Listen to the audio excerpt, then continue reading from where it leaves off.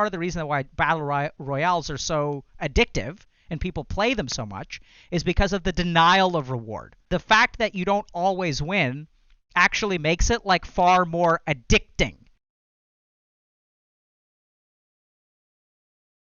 All right, I don't feel enjoyment from video games anymore, and what can I do about it? I never have much of a social life, so I usually spent most of my time playing video games. But it's been about a decade of that being the thing that I do in my free time, and what I'm noticing now is I have a mental block when it comes to starting new games and playing one in general. I only manage to play games I get addicted to not enjoy. For example, CSGO.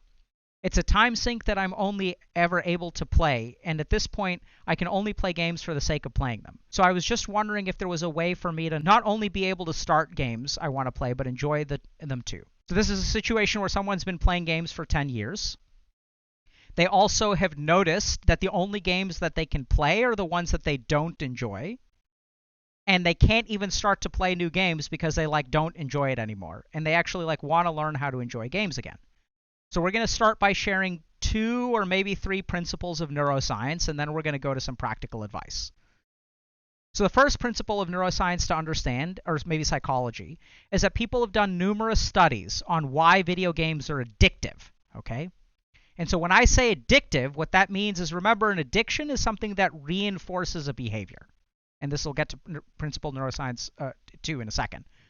But why games are addictive is actually the denial of reward. So what makes a game addictive is not winning, but the fact that you don't always win. So part of the reason that battle royales became so addictive, and in some parameters, Fortnite, for example, is the most successful game ever in some dimension. So if you look at the rate at which Fortnite dominated the market and how much money they made, how quickly, Fortnite is number 1 in some parameters. And so why is that? What's the whole thing? Wouldn't you think, don't people like playing video games? But then you have a game like Fortnite where I think you have 100 players that are competing for one victory spot. And so I think part of what they I don't know that they sort of did this intentionally, but part of the reason why battle royales are so addictive and people play them so much is because of the denial of reward. So the fact that you don't always win actually makes it far more addicting. So that has nothing to do with fun, and we'll get to that in a second, okay? So the first thing to understand is that the addiction aspect, playing a video game despite not enjoying it and not being able to quit, despite not having fun, has to do with an addiction. And that has to do with dopamine and our reinforcement kind of circuitry. So there's the mesolimbic circuit in the brain, which sort of governs this, and the main neurotransmitter is dopamine.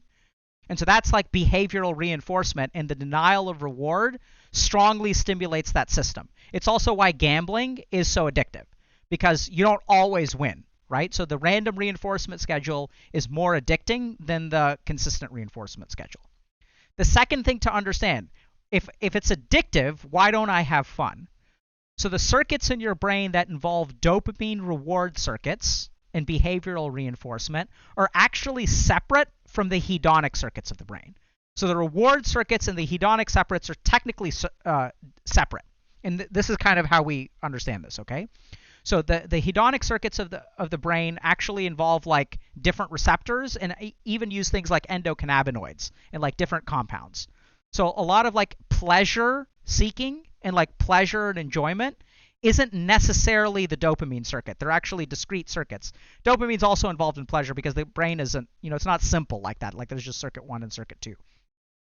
But we do know that the experience of pleasure and the experience of motivation and reward and behavioral reinforcement are actually somewhat separate. And we know this actually by studying the brains of people with schizophrenia. So what we know in the brains of people with schizophrenia is that reinforcing behavior is very difficult for them, but their pleasure actually doesn't decrease. So for example, if someone has bad schizophrenia, it's going to be really hard for them to cook themselves a meal, but whether they cook it or not, they still enjoy or derive just as much pleasure from it. And so people got pretty confused, and they were trying to figure out if people with schizophrenia are still getting pleasure out of it, why don't they do it? And this is when they stumbled upon this discovery that hedonics and motivational drive are actually separate circuits. So I suspect what's going on is that you've got some kind of like problem here in terms of you've got some circuit in your brain that has developed a habit and has almost like an addictive kind of nature to it. And this also goes back to we had a lecture recently about ADHD and substance use. And remember that like when you start using a substance, there are like different phases of addiction. So in the first phase, it's like stimulates a particular part of brain and you have fun with it.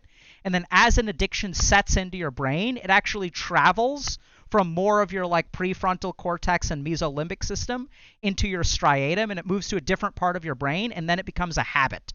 And once it becomes a habit, the reward, like the pleasure from it, starts to decrease.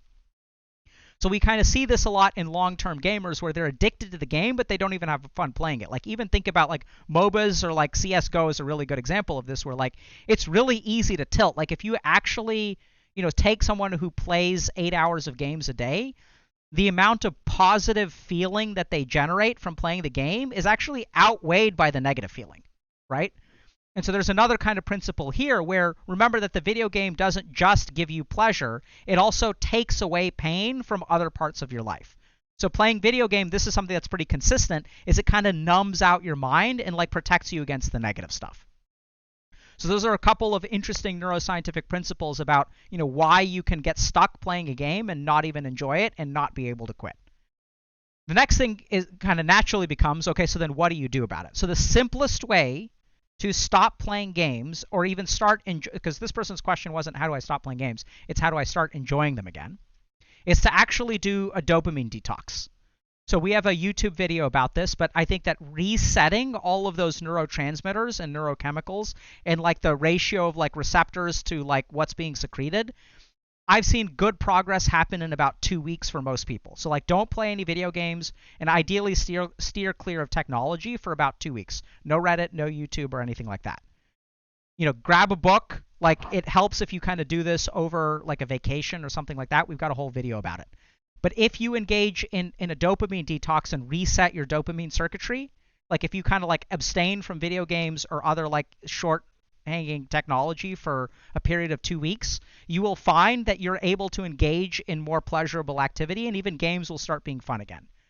So I noticed that back when I was like addicted to video games, they weren't even fun. And now when I play video games, they're lots of fun. Like I love playing video games. They're so much fun. And I wish I could do it more. But this is the kind of thing where it's sort of like the more you do it, the less pleasurable it becomes, right? So I'd say the fastest way is to dopamine detox. Now, remember that dopamine detox is people don't understand this. They don't know what to expect. So the main thing about dopamine detox is to remember that like the main enemy in dopamine detox is going to be boredom. So you will be bored for 2 weeks. And you're like, what you have to survive is like a period of boredom, which sounds terrifying. It's why everyone takes their cell phones to use the bathroom, right? Because like the idea of being bored, even for a brief amount of time and having nothing to do, is like oddly terrifying to us.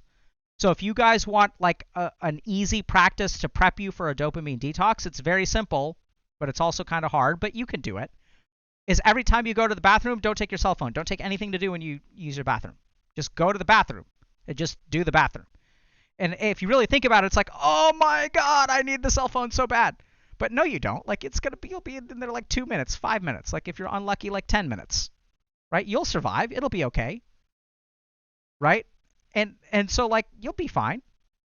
Like just go. Like every time when you do a number 2, like don't take your cell phone. Just go without it. Easy. That's a good way to prep for a dopamine detox. There's a whole video about how to dopamine detox well. So we kind of go into a lot of details about it. So check that video out on our YouTube channel. Okay?